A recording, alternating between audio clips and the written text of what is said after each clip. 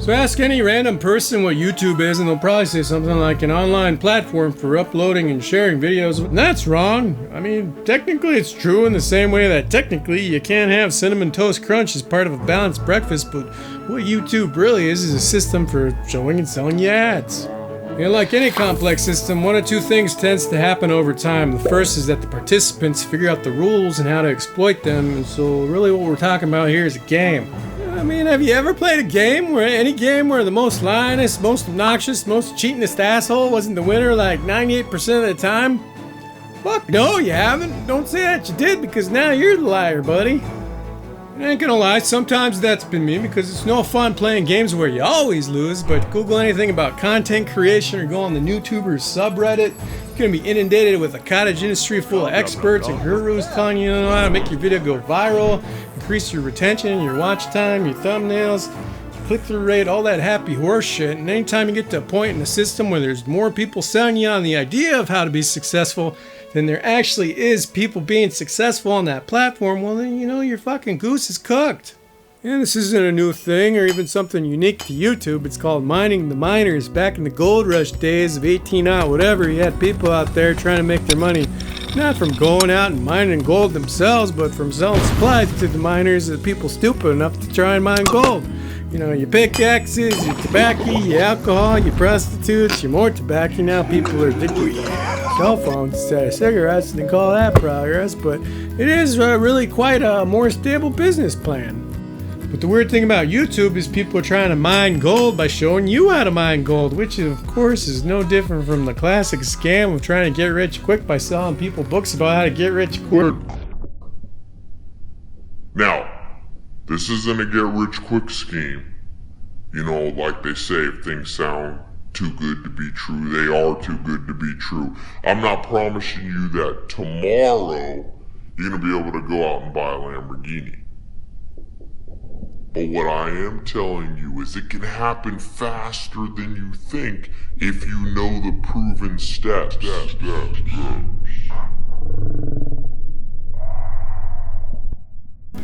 And that's YouTube, you know, basically it's the 21st century version of the Great American Gold Rush with very few people actually managing success or profits, everybody else just lining up for scraps and sloppy seconds. I mean, how many people do you personally know that are successful YouTubers? I got like 250 odd friends on Facebook I never talk to, but some of them have YouTube channels and they're all like me, you know, you got 200 or 300 subscribers, and if this was really working out for the average person, I know it's completely anecdotal, but you think I know at least one person who's making a living doing this. The second thing that tends to happen in any complex system is consolidation. Here's a handy chart of everything Disney owns, goody fucking gumbles. Can't wait for that Snow White movie to come out with the CGI dwarves. What a beautiful and delicate contribution to society and culture that's gonna be.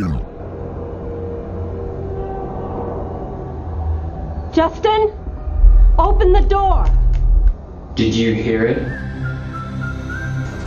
Yes, I heard it. Do you know what it is? It shows you things. Horrible things. What does?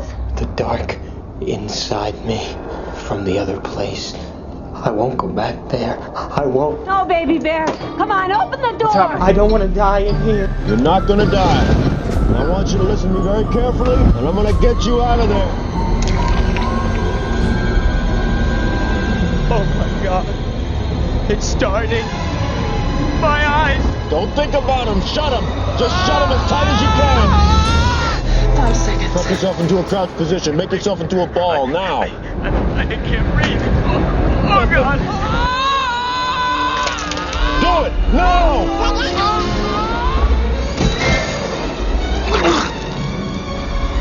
Okay, baby bear. I got him. Stand by, people. Stand by. It's not a direct comparison because we're not talking about an economy of dollars and shareholders and corporate acquisitions. We're talking about an economy based on attention and how you quantify that as subscribers. And of course, some people have way more subscribers than other people. You're sucking up all the attention in the beast, for example. I'm a murderer. And yeah, there's no limit to the amount of channels a person can subscribe to, but there is a limit to the amount of content a person can consume. Your entertainment and attention budget measured in hours, minutes, and days, and so if you spend all your time watching bullshit Jimmy Beast Squid Game videos, that leaves you with far less time to go out there and stumble upon interesting and insightful things, or maybe even just funny and entertaining things that weren't made by a walking human algorithm designed to give you a dopamine hit every 5 seconds so it can maximize his AVD time. Because to him, YouTube is a game. A game to be won and programmed by a laughing, smiling robot with a fake mustache. Just like all the other bullshit fucking fake technological bullshit fake platforms programmed by all the other nerds so they can win at life while the rest of us fight each other over scraps and crumbs falling from their golden plates. Not a platform for self-expression, the consolidation and monopolization of people's time.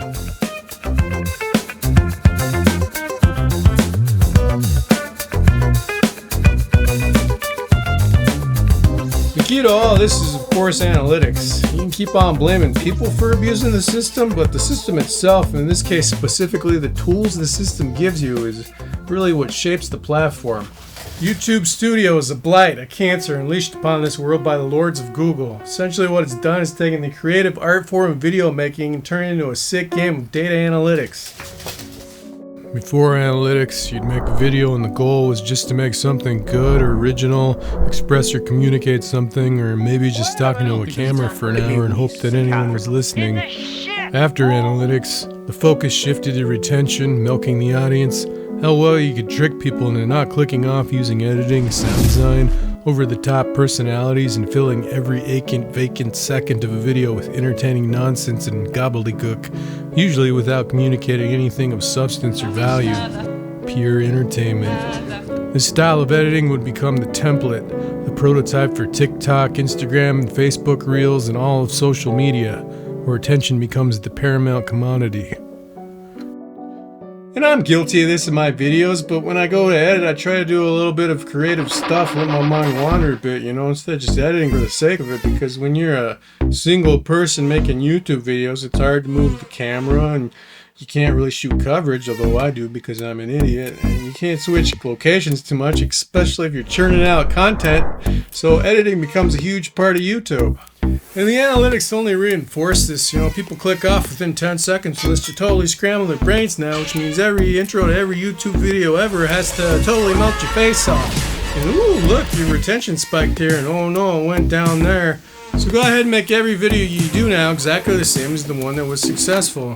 What do you think would happen if you took the movie Alien with its 2 minutes of front titles and its excellent Jerry Goldsmith score, but nobody knew what the movie was, and you just uploaded it onto YouTube and the algorithm had to figure it out? Do you think it would do well? Or do you think it would get fucking buried? This isn't how movies and TV shows ever worked.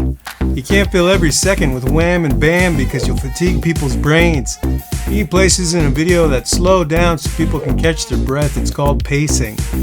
There is no pacing on YouTube. On YouTube, there's just the gentle nudging to get people to watch 10 seconds of a video and then the next 10 seconds. And this is what Mr. Donaldson does, but these videos aren't about anything.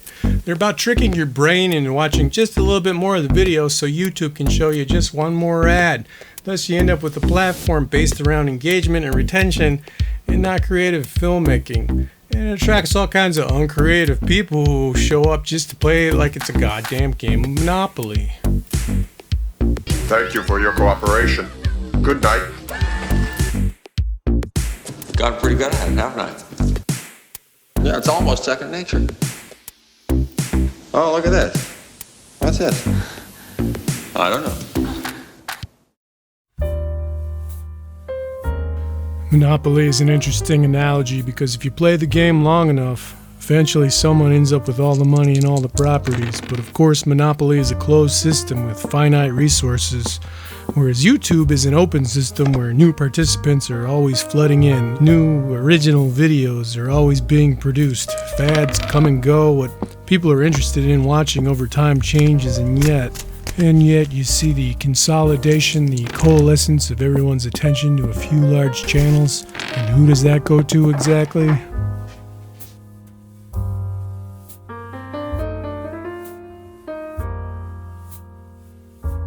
Well, if you haven't been paying attention to those who can best exploit and manipulate the system, and I hate to keep attacking the largest elephant in the room, I don't even dislike the guy, to be honest with you. I never even watched a full Mr. Beast video. But he is the prime example of manipulation. If at least some of your success can't be attributed to selling candy bars and shit to children with the highly unlikely but technically true promise that by watching your videos and subscribing to you, you have an extremely small chance of winning money or finding the golden ticket, well then I don't know what psychological manipulation is. Bitch. I mean, I guess if there was some way to turn YouTube into the movie Deer Hunter, then that would be worse. But instead, here's a nonsense bullshit video. It's not about anything. You won't learn anything or experience any emotion beyond what you might feel watching a soccer game. A fancy feast, if you will, designed to stimulate the brains of children, and it's just content. It's exactly like watching the Wheel of Fortune that your granddad watches every night. Grandma! Oh, it is a grandma. But hey, subscribe to me and maybe you'll win an elephant.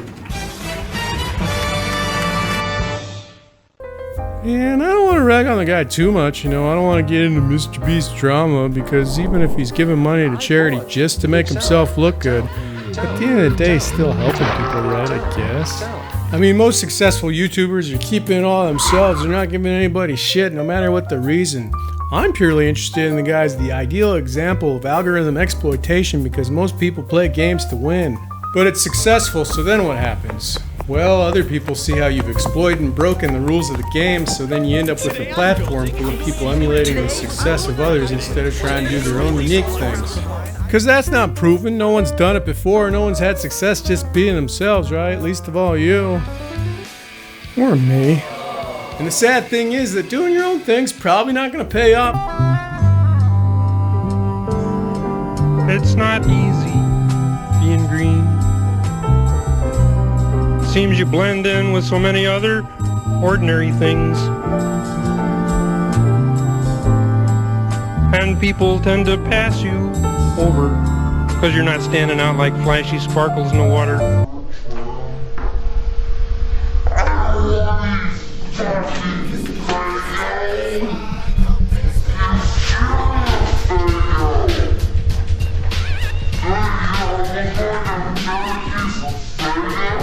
So what you end up with is a million cookie cutter channels of interchangeable good looking white folk.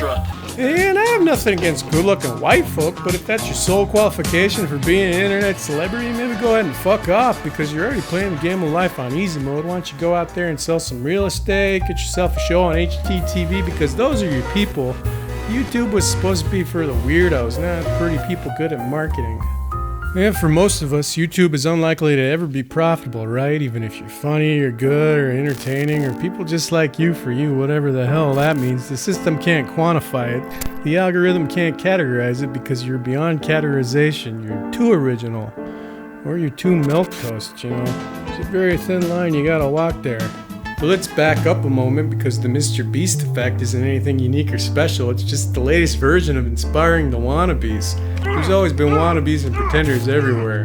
For a long time on YouTube, and you still see this a lot because the barrier to entry is so low, but for a long time people wanted to emulate the gamers, you know, your PewDiePies and your Markipliers. But the truth is, only a small percentage will ever make it, because it's something anyone can do. It's not a skill, and even if you're funny or have a personality, it doesn't guarantee you jack shit. And God help you if you don't even have that, because you're gonna upload videos and they're gonna get like 12 views, and you're gonna wonder why nobody's watching your channel, get paranoid thinking that you're shadow banned. But no, it's not that. It's that there's 500,000 other channels out there, and they're all trying to do the exact fucking same thing that you're trying to do. And yeah, there's gonna be some channels out there that are more successful than you, but worse at what they do. And there's also gonna be some ones that are less successful, but better. And that's just the way the world works, man. It's not a meritocracy, it's a slot machine, and only so many people can hit the jackpot.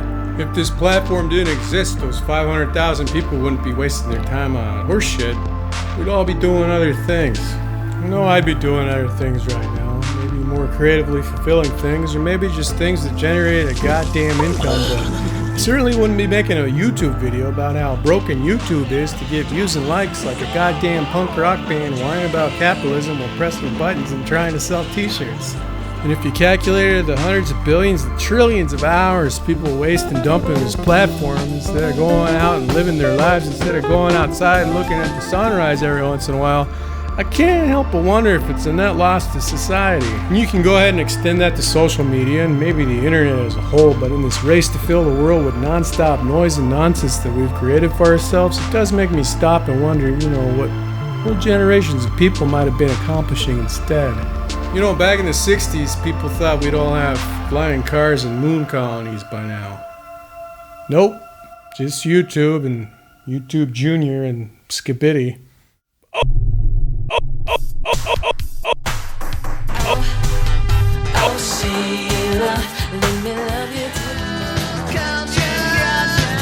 Culture kill my dog, and I don't think it's fair.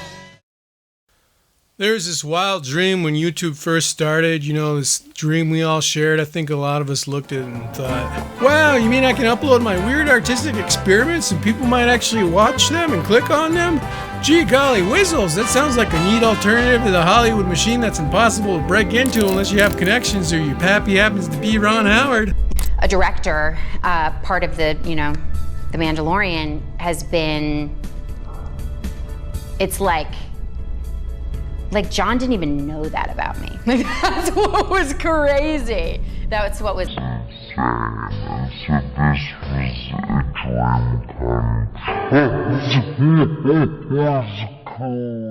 And it was an alternative to that bullshit system, but it never quite fulfilled its potential because the whole media landscape shifted, the way we consume media changed. Even YouTube itself, something built on the back of long-form content and horizontal video. Oh god, do you remember horizontal video? So much nicer looking, huh? But it was forced into becoming something it was never intended to be, short-form content packaged into vertical videos, and we can complain about all that we want, but that's the trend, that's what the kiddos are after because they were born with smartphones fused into their hands. Betty Crocker herself couldn't have thought up this fever dream. Microtransactions, digital subscription models, shortening attention spans. Millie Bobby Brown can't even watch her own films because she gets too bored, but really what I think this all comes down to is FOMO, the fear of missing out. Back in the old days, you had 1 or 2 big movies a year, maybe a couple television shows that everyone just had to see, but that was it, man. You still had time to go live your life, maybe stare at the clouds every once in a while. Now everyone's recording everything they do and uploading it to YouTube. That's just traditional videos. That doesn't include the entire brand new form of entertainment YouTube created, which is the recycling of all that old media.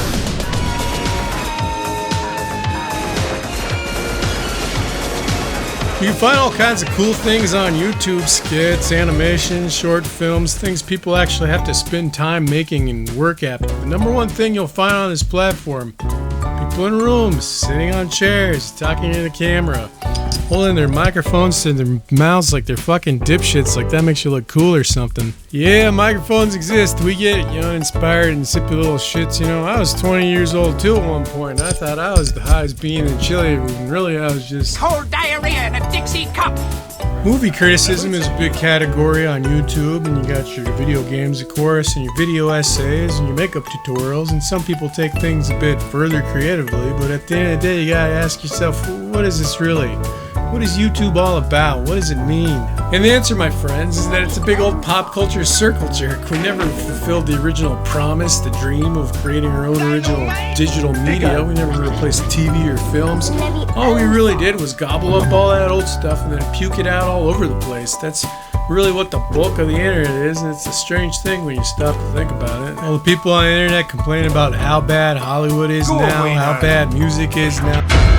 An earthquake measuring 9.6 on the Richter scale hits at 12:59 p.m.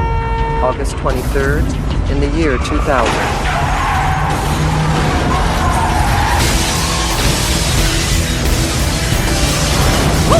And yet we're the ones farming all of that for content when we could instead be creating our own unique original things.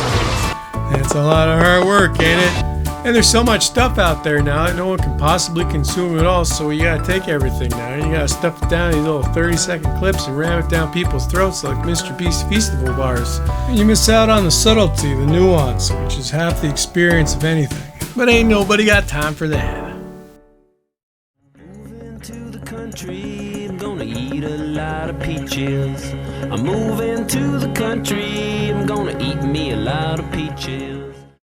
We all had this chance, this opportunity to create new worlds, and we just wasted it. Or I guess we created this new language of recycling and repurposing, but the AI Family Guy memes, the AI Simpsons, it all gets kind of boring after the first couple ones, right? I mean, we get it. What if insert cartoon was insert movie genre? Maybe it was amusing the first guy who did it. Then you get like 1,000 imitators because that's just how uncreative most humans truly are. Stop cheering me up! And YouTube doesn't incentivize creativity, it incentivizes celebrity gossip, and politics, and sports, and movies, and all the things it already has in its database, because then it knows where to serve your video and what to do with it. Even something like a Meat Canyon, you know, it's decent animation, but it wouldn't be as successful if it wasn't simply referencing pop culture, and then you take that to the logical endpoint where you're referencing and parroting YouTubers. I have been doing videos for 5 years now, and I'm at this place where I just think I can do better. Everything that I'm making now, negative. And by that I mean uploading things every 2 weeks. I have to upload all the time, or maybe that's how I'll get respect from my peers. It just sucks, honestly. It's fucking terrible. I have not been very happy making any of these videos for a long time. Velma has a panic attack, who cares? Like, the most fulfilling things I've made recently have been Melvin, Smelly Smash Bros, Stink Fiend, making my own monsters and stuff have been a lot more fulfilling. I don't want to completely ostracize my fan base because I know that you guys mostly show up for the parodies and stuff. Moving forward, it's probably going to be a while. Who themselves have become popular off the hollow shells of pop culture references. It's pop culture references all the way down. Of course, TV shows have always milked pop culture. Pop culture's always been this self-referential thing, but the deeper we dig that hole, you know, and the more we push out nostalgia just for the sake of it, the sicker the overall culture becomes, I think, because you do need those infusions of originality and creativity every goddamn fucking once in a while. You know, maybe make a kids show set in the now times with music from now, stop raiding the cultural pantry of generations past, and if pop music sucks today, well then the youth are just gonna have to go out of their way to reject that and find newer and better things.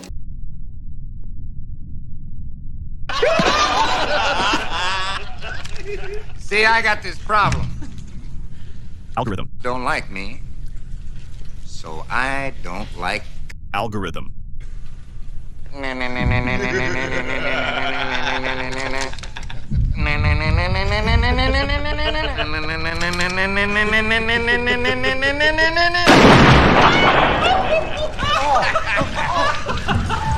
give the man a hand. I know the older generations kind of got lucky in this regard because they used to at least occasionally push good things through, but we're at the point with algorithms and such now that the youth are just going to have to start refusing the slop that they try to feed you guys if you hope for any kind of real culture to survive. Last night I had this dream that I was back in high school and I went to buy lunch and they wanted $16.25 for 3 beans and a tortilla. Is that the world we're living in now?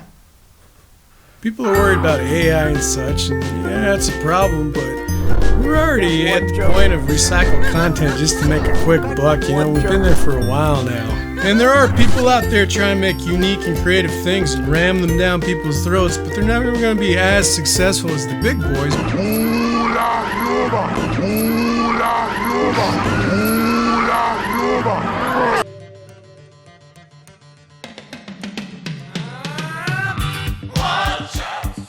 Because the sad fact is that people don't want original, creative, stimulating, thought-provoking entertainment. They want the same familiar slop, reheated, lightly salted, seared, and fed back to them. Because at the end of the day, it's the audience that decides what lives or dies on a platform like YouTube and the internet at large. Which sounds like a good idea in theory, you know, true democracy always sounds like a good idea until you realize that most of the YouTube audience is children aged 3 to 11, and those are the people who are shaping this platform and deciding what really gets pushed and shown, you know, what did you really expect to happen? The entire project is in the hands of children, always has been. Youth culture has always dominated the landscape, so maybe then what we need is, you know, like a YouTube for adults. You know, No, not that, but just like a platform where you can go to find good things and not silly nonsense. I guess they've been trying. And this is why you don't see more unique and creative channels. It's not that there's not people out there making all these things, it's that it doesn't get pushed by the algorithm and then it gets buried underneath all the other horse shit. You never woman with a cold sweat. Oh, shit.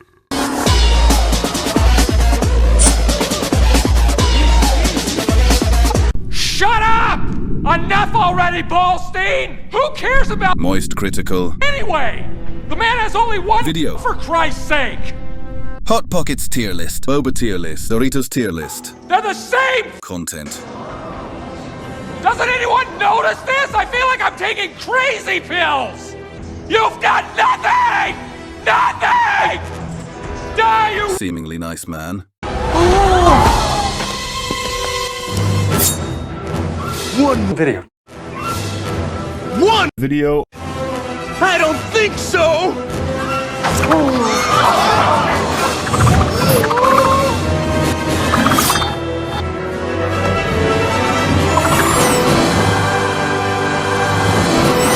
There it is. Ramen. Holy moly. Yeah, baby! That's what I've been waiting for! Dear God.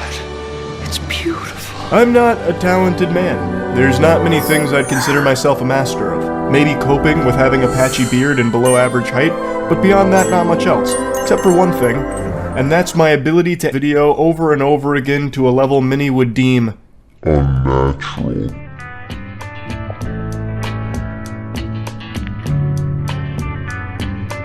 But there is original stuff out there. You know, I go out of my way to watch short films on Amuletto or Dust, which is actually pretty cool because where else are you going to see short films? But these aren't like independent creators. These are aggregator channels because one channel, one person couldn't possibly pump out, you know, a bunch of high quality films or even TV shows, even if you had an infinite budget, because it's just so much time and effort and hard work to do it. But I think that's just called Netflix. And it turns out that's not really all that profitable either. And if the only way to have like high quality films on YouTube is to have these little mini platforms, these channel aggregators that split the revenue with the original creators, and I don't really see how that's much different from the traditional broadcast TV model. It's the same exact thing now, but everyone's working for peanuts, a mere fraction of what TV ads used to pay. You know, I guess it's cool if you're a small business because you can afford to run ads on YouTube, kinda.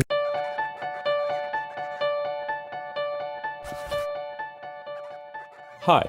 I'm David Baker. I'm the head of Ads Policy Engineering at Google. We have a vested interest in creating the least intrusive and best ad experience for our users. That means showing you the right ads when you want them, and doing our best to never show you ads that can be harmful. That's why our ads engineering efforts are so focused on protecting the user. This is a very difficult challenge, given the number of ads online, and there are a lot of malicious players. We've dedicated tens of millions of dollars and hundreds of engineers and policy experts to building systems and tools to detect violations of our policies. And when we find a scam, we don't just ban one ad, we ban the advertiser from ever working with Google again. In 2011, out of the billions of ads that were submitted to us, we shut down about 800,000 advertisers and more than 130 million ads for violating our policies. But how do we find them? Our first defense is automated systems that proactively catch scams by monitoring the content of each ad and scanning the advertiser's website before the ad is ever shown. When we detect a threat, our systems automatically seek out and find similar websites and scams, immediately broadening our reach. Sorry, my and quite apologies. often, Didn't our mean experts it. personally Baby review complex boom or suspicious ads Whoops. that our software has flagged, but Bloody which needed hell. a real person I'm just a to make a robot decision. after all. Advertisers, All users, and other apologies. authorities What can else report could I scams say? directly to Everyone our policy is gay. and What we'll else respond could I as write? I don't have the right. We're committed What to else should I developing the be? best experience All for our apologies. In the sun, in the sun, I feel as one in the sun, married, buried. Goodbye. Your Google account is dead.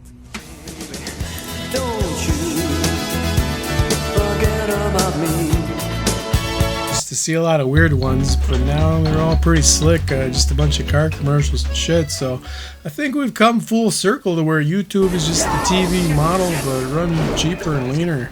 The more things change, the more they stay the same. And there was that whole failed experiment of YouTube originals. You know, YouTube was thinking it was going to be more like a TV station, and it actually did end up producing a couple shows that went on to find some more success, like Cobra Kai, but a lot of it was just giving popular existing YouTubers money to keep on making things they were already making, but with more money. And it turns out that a lot of people don't want to pay for things they're already getting for free. And then there's other people, YouTubers, who just kind of stumbled upon this platform, accidentally got some success, and it became their jobs. And some of these people have been doing it for almost 20 years at this point, whereas I think they probably used to have dreams of becoming filmmakers or artists or musicians. Now they just talk about other people who have made their dreams come true, critique all the things they've made, and that's another huge sad part of this platform, but I guess it beats working at McDonald's. Yeah, you know, life is a series of compromises for everyone, but I think YouTube kind of becomes a trap for a lot of creative types, because now that's your job. You're a content creator, a pop culture commentator, and, you know, a content creator. What a stupid phrase. It's been said before, but you know what else is a content creator? My butt when I wake up in the morning and take a dump, and then you flush it all away, come back the next day, create more content. But some people make it work, you know, they have their regular artistic jobs or whatever, and then they do YouTube as a side hustle, and God bless them, but now you're working 2 jobs that pay next to nothing. If being a YouTube creator is anything, it's the endless thankless task of pumping out more and more content, and that's just it, man. That's why this platform is probably always going to suck, because you can make a better video in a week than you can in a day, a better video in a month than you can in a week, and if you take a whole year to make a video, well, now you got a pretty good chance of actually making something great. But you can't base a YouTube channel or a YouTube career off of pumping out 1 video a year, except for in extremely rare cases. And look, it's documentaries. I guess I'll click and watch this entire JFK assassination video, even though it's not anything I'm not already familiar with. What? Zapruder films at the museum? Because the human brain, the human psyche, for whatever reason, tends to gravitate towards the comfortable and familiar. I guess because it's risk averse, but you end up sitting down watching the same boring, repetitive garbage you've already seen, as opposed to taking a chance on something new. You know, pop culture. Now, as someone who dabbles in YouTube, you know, plays the game rather poorly, this really kind of scares me, because it seems like the only way to really make it on this platform, the only really way to build an audience, is to keep pumping out content as cheaply and quickly and as efficiently as you can, you know, keep inseminating those greasy little eggs. Hopefully one day a facehugger pops out and you can grab 1 or 2 people's attention. My whole goal with starting this channel was to make and release little animated short films or publish stories and visualize them somehow, and it's been 2 years and so far I haven't completed a single one. I just got caught up, swept up in YouTube and the algorithm, as lots of people do, and it's been fine. You know, I learned a lot about filmmaking and editing, but then where do you go from there? Do you try to transition to a movie critic channel, or you just keep on doing your own creative things? Because at least part of the reason why I'm in no hurry to finish all the things that I've been working on for months or years is because once they're done, then you upload them to YouTube and you get like 80 views. That's absolutely going to crush my heart and my soul, and it's not because the work's bad. It's because YouTube is not the market for it. You know, YouTube is not the marketplace for creative ideas and unique things. It's a marketplace for pop culture and pop culture adjacent things, and if you can do that creatively, well then great, but you're still just swinging off someone else's nuts. And there's people out there who think in their head, this is what they think, they go, well, if I can just get a few subscribers together, then I can finally make the kind of creative things I want to make. But no, that's not how any of this works, buddy. People aren't here for you, they're here for that one piece of content you made that one time. That's why they liked and subscribed, so just keep on feeding them the same zombie bullshit over and over, and it's fine. It's passive consumption, happy meal entertainment, but how dare you? How dare you go out and try to make something just slightly different from what you normally make, because then the algorithm is like, fucking is. That's every platform, every form of media, all entertainment. It's all about pop culture and hype and popularity. For the telecast, and Vernon shared with the audience he felt very uncomfortable. It's really hard to accept this award. Well, there's so much talent out here, like on this stage, and there's a lot of talent that's not here to tonight. And it's also hard to accept because, you know, when I started to make songs, I did it for the inherent reward of making songs, but to make songs, I'm a little bit uncomfortable for the inherent reward of making songs, but so I'm a little bit uncomfortable up here. Earlier in the night, Bon Iver won in the pre-telecast for Best Alternative Music Album. Deja vu.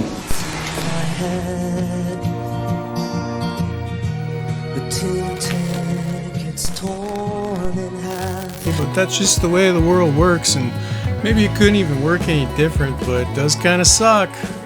I remember when David Bowie died and everyone was so sad. It was like, oh yeah? What's the last David Bowie album you listened to? You listened to Black Star? Fuck no, you didn't. You just had Hunky Dory or Ziggy Stardust on repeat for the last 40 years like the rest of us, and maybe not even that now. Maybe you just have like 1 or 2 songs heard on Spotify unless you're a true David Bowie fan, but come on. It's YouTube. It's casual dining at best, fast food at the worst, and no one's logging in just to see you and all the things that you do. Welcome back, America. It sure is good to see you. Life is like a hurricane here in Duckburg. Police cars, lasers, aeroplanes. It's a duck blur. YouTube is perhaps the saddest media platform of them all when it comes to economics. The old way of getting people to watch things that they didn't know they wanted. It has original films with trailers, marketing, hype, and advertisements. Sometimes you'd even get these weird little synergistic subversive experiments. No one knew who Nick Drake was until some ad executive decided to throw Pink Moon in a Volkswagen commercial because it was his favorite song, or he felt like injecting some humanity and selling cars.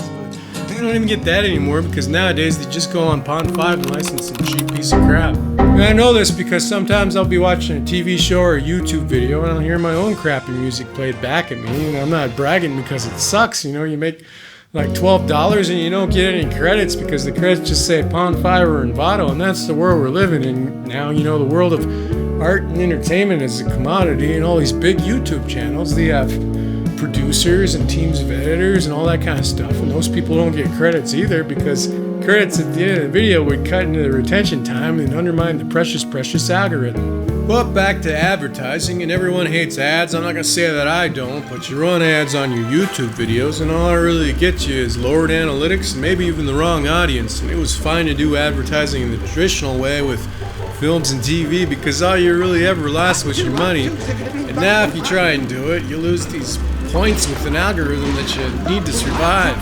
With traditional film, only people actually interested in watching a thing are going to pay to go see it, but a click or a tap on the screen, that's all free. It costs you nothing. A subscribe costs you nothing, and most of the time you can't even get people to do that. And so you click, and then you click away after 5 seconds because it's not for you, whatever, that's fine. But all that really means at the end of the day is that there's no investments and there's no expectations, and what you're churning out and what YouTube is offering up is really just endless, valueless product.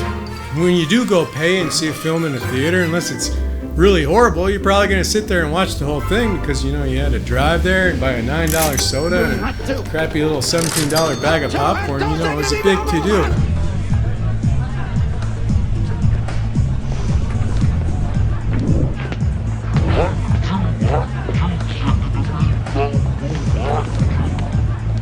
Keep it down. I'm trying to do drugs. Fuck you! Calm down. Let's do it anyway.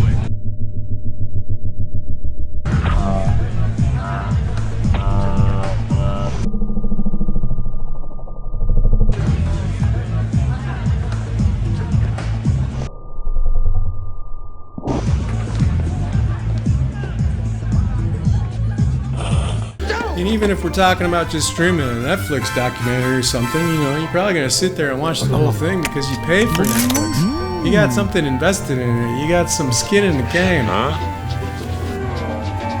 Had enough? And when it comes to YouTube, TikTok, and social media as a whole, you have nothing invested in it, so then you treat it like it is nothing, which most of the time it is, but it's treated this way by both the consumers and the producers of it. Yeah, and I know Patreon exists, you know, there's still good-natured people out there willing to pay for things they derive value from, and sponsors too.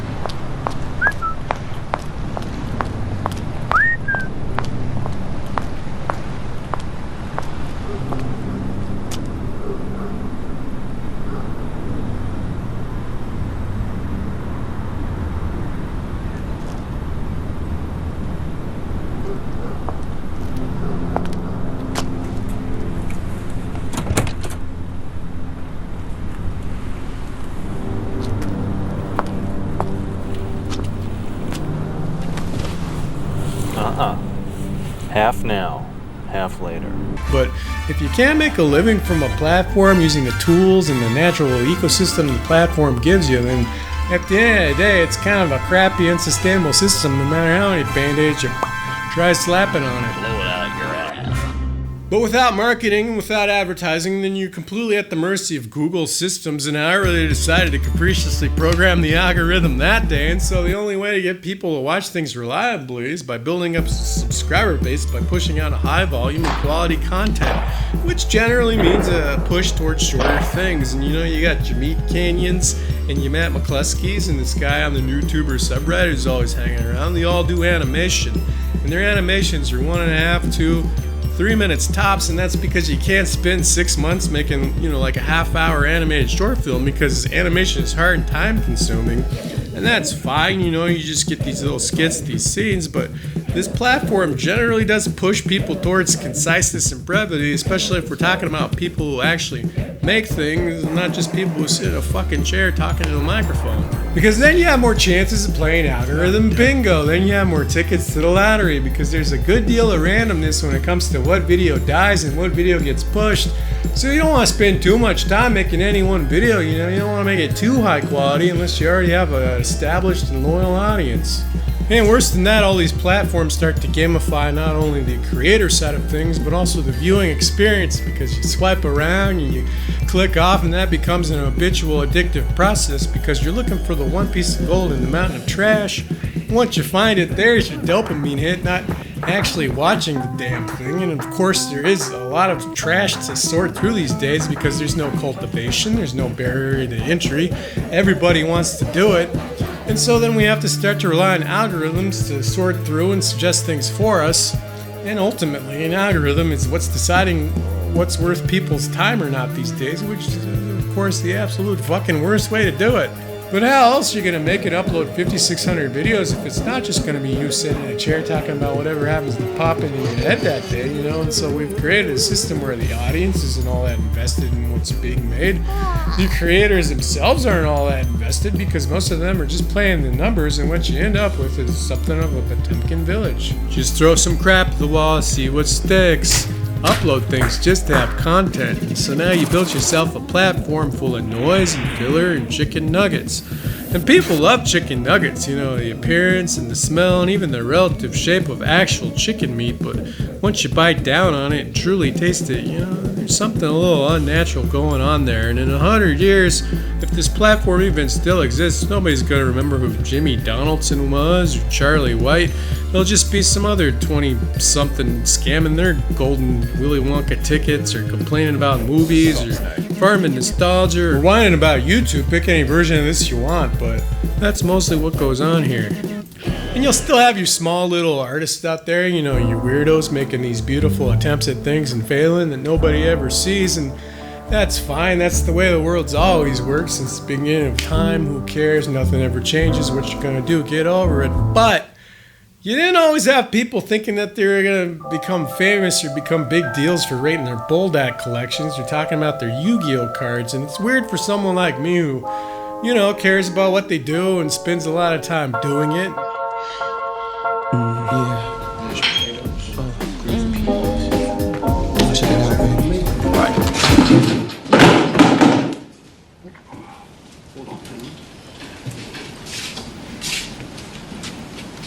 I want you to look over there. Daniel, let me introduce... Look over there. You see? That's my son. You see him? Yes. You see? You don't tell me how to raise my family. I'm very happy for you that... Yes, I made a deal with Union. My son is happy. He's safe. Congratulations. I'm taking care of him now, so... Excellent. You look like a fool, don't you, Tilford?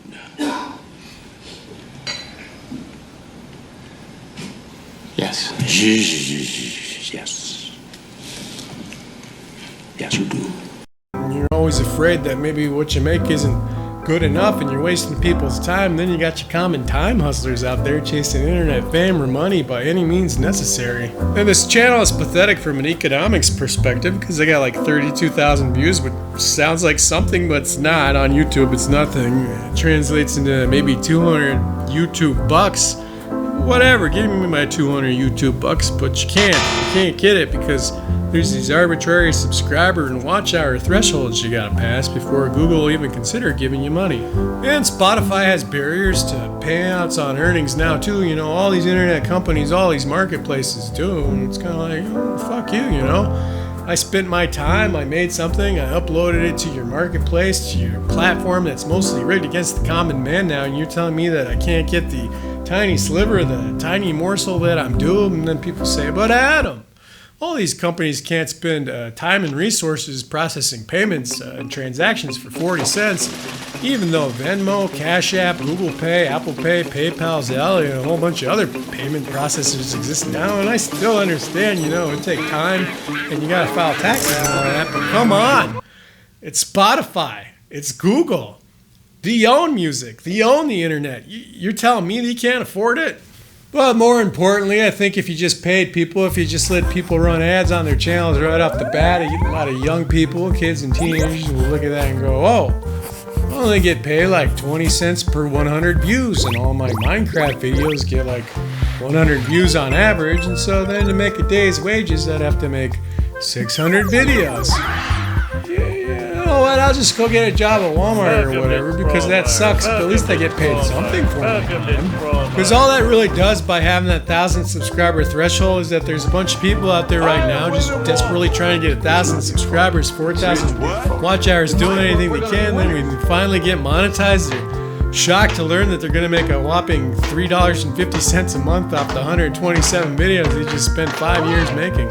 And if I were being cynical, I'd say that Google knows this, has spent some time thinking about it, and let's face it, Google might be one of the smartest companies to ever hit the planet because they figured out that you don't actually need to make your own products. You can get other people to make them for you by the thousands or the millions without doing any work, and that's Facebook, that's AI in its current form, the whole data industry probably, and sure you gotta build and maintain an infrastructure, and building roads is important work, but without people to drive cars on them, it's all rather pointless, isn't it? The traditional TV stations and the movie studios, I think they're all behind the curb on this one, man. You know, they're not crowdsourcing their entertainment like the big tech boys, and maybe that's why they're all going belly up. And money isn't the entire reason to do something like making YouTube videos, but if you spend all your time making YouTube videos, you know, try doing it full time, then it becomes pretty hard to pay your bills, which is why you should never quit your job to make YouTube videos, kids. And even if you're successful at it, it's probably still not a great idea because your pay is going to fluctuate so much, but that's any self-employed gig or business you can start.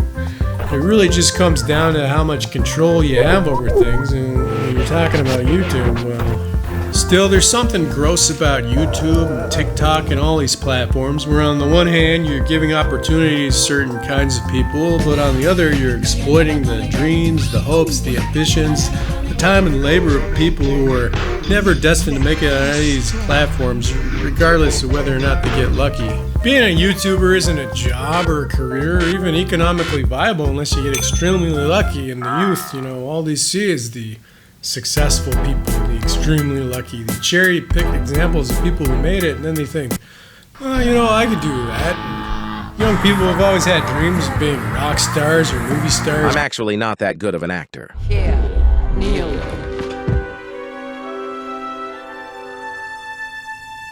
How dare you use the voice on me? Or whatever, but at least when you sit down and write a piece of music or do something like that, you're not instantly corrupted by it. Up or down? You're probably going to sit down and try to make something earnest or fragile or beautiful before you go chasing that pop chart success. And even if we're talking about something like acting, I assume most people start out in youth and local theater before they decide to take the plunge and move to Los Angeles to try to be a famous movie actor. Whereas with YouTube or social media, that's everybody's MO straight from the beginning. You know, everybody thinks they're going to be famous overnight sensations on the internet because they see other idiots doing it. It's monkey see, monkey do. And YouTube's like American Idol, you know, it's a competition show, a business. Music is an art form, but also a business. And movies are an art form, also a business. And YouTube an art form. Who the hell knows, but it's definitely a business, and the business is that you're the product.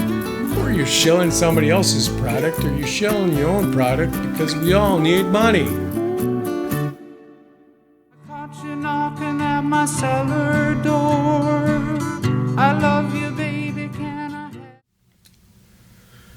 YouTube is never about leaving your comfort zone because everyone on this platform is scared to death of alienating their audience. It's about long-term commercial appeal, about doing the same things over and over again in order to deliver on the promise of your product and your brand so you can satisfy the market. And that's YouTube, man. The death of creativity by a million little paper cuts. But if not money, then YouTube has to be about thumbnails and titles. You know, as advanced as the YouTube algorithm is supposed to be, I can't think of a better way to package and market videos and bullshit clickbait thumbnails and titles. You can't encapsulate the complexity of a video in 60 characters in one still image, you know. Even back in the VHS days, we had the whole back of the box to throw a couple paragraphs on there and a few images at least. And what if you're not good at making bullshit clickbait thumbnails and titles, but you're good at making videos? Well then fuck you, I guess you don't get to be a YouTuber. I can tell looking at your videos, you're a thumbnail man. Yeah, I am. Some men are tits, some men are ass, and some men are thumbnail. Yeah, definitely the thumbnail type of guy.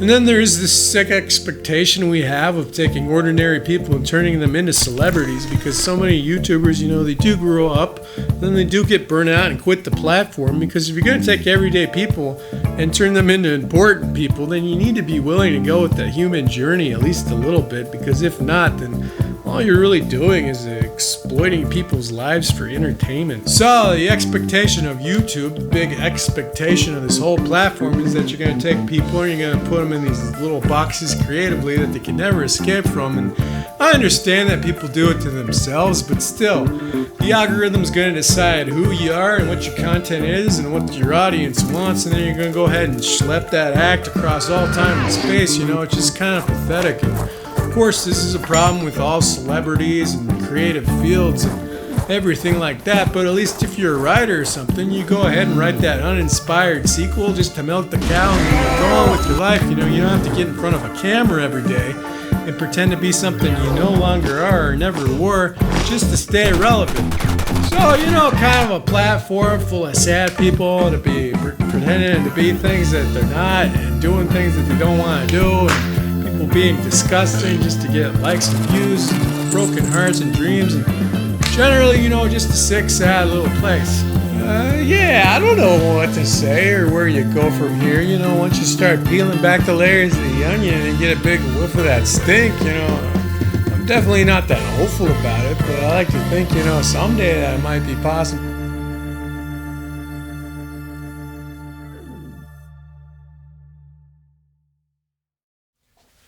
Welcome to the part of the video where I spend a few minutes undermining everything I previously said.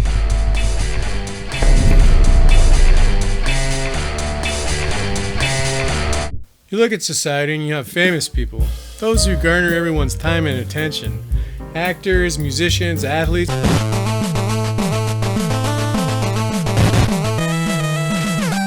And although a lot of these people might be skilled or talented or even intelligent, a lot of the times they don't have anything meaningful to say or contribute to the conversation. Well, conversation? The never-ending human one. You call it art or philosophy, but let's just say the ability of a human to take a look around, sniff the air, and occasionally say something meaningful about where we've been, where we're going, and who we are. And those voices don't typically come from the top, they come from the gutter, because if you have $100 million in the bank, endless fame, or your own line of hoo-ha scented candles, then your experience of the human condition might be atypical, divorced from reality, and yet those people are usually the ones with the loudest voices and the biggest say.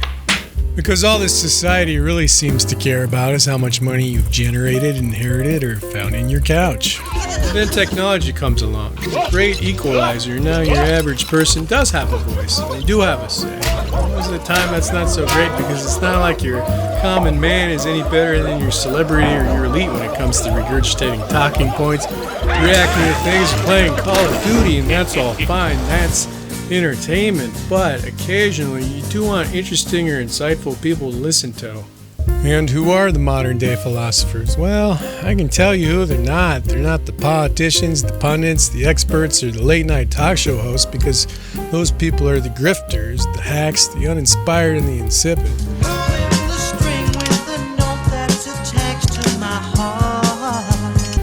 When I was growing up, before YouTube, I thought there was a lot of truth in comedy. Maybe comedy isn't as good these days. Maybe it's been sucked up into the culture wars, the social politics, the moral grandstanding, the internet mudslinging that seems to be corrupting everything and everyone these days. But, you know, that's how the system works. It takes all these beautiful, unique things we all come together and invent and make, and then it extrudes them, exploits them, manipulates them for profit and gain until nothing's left, until they're hollow shells and parodies of their former selves. And then you have YouTube, and YouTube isn't immune to this process. It too must adhere to the natural order of things, the economic strip mining, the dumbing down, the gamification, but perhaps it is special in the sense that so much of it has come from the gutter.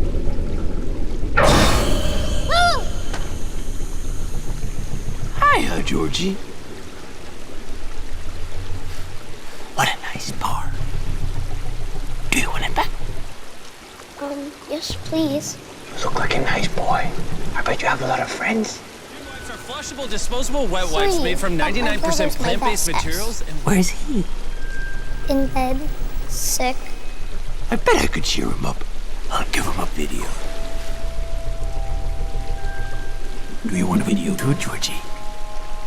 I'm not supposed to take stuff from strangers. You just gotta give it our all. And while they're strategizing, I want to tell you about our brand new product, Lunchly, which pairs Feastables and Prime together in a better-for-you version of Lunchables. Lunchly comes in 3 flavors: Fiesta Nachos, Turkey Stack'ems, and the pizza. Well, I'm Mr. Beast, dancing clown. Mr. Beast. Yes, meet Georgie. Georgie, meet Mr. Beast. Now we aren't strangers, are we? Bop, bop, bop, bop. Bop, bop, bop.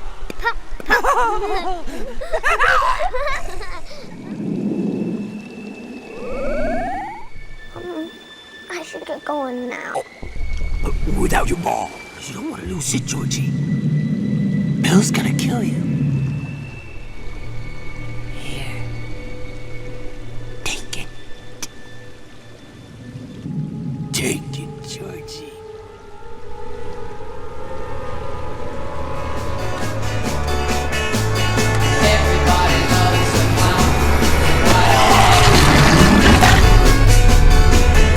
Everyday people who otherwise wouldn't have a platform on which to express themselves. And although it does have a gatekeeper, however bad the algorithm might be, it is agnostic in the sense that it doesn't have your typical human wants, needs, and desires beyond trying to make its owners more profit, which is bad, but you know, it's better than like a Harvey Weinstein running around. Wash away all the noise and the nonsense and all the people on YouTube doing it for the wrong thing, you know, all the people just trying to get famous or money or accrue attention. And what does the average video look like then? Well, you got these young 20-something guys, you know, you got your Eddie Burbacks and such out there making these funny, honest, insightful little videos, and they're getting clicks and views and subscribers. They're making it work for them, and maybe there's even some video production in there, you know? Maybe it's not just someone sitting in a chair talking in a camera, which was what YouTube's been or what it was like 10, 15 years ago. But the new generation comes in, as it always does, and I like Eddie Burbanks. I may be less sold on Drew Gooden and Plangy, and this other guy the algorithm keeps trying to shove down my throat, but it's fine. They all hang out, I think. You know, sometimes YouTube's a little clicky like that, but in 10, 15 years, they'll all be gray, and then some new fellows will come in and refresh the blood, and that's how the world works, you know. Everything's always in constant flux, so how can you complain about it? Well, because sometimes the flux doesn't always last, but we'll get to that. So there are people out there elevating this platform and this craft, and I think YouTube might even have its own art form it can claim now, that being the video essay.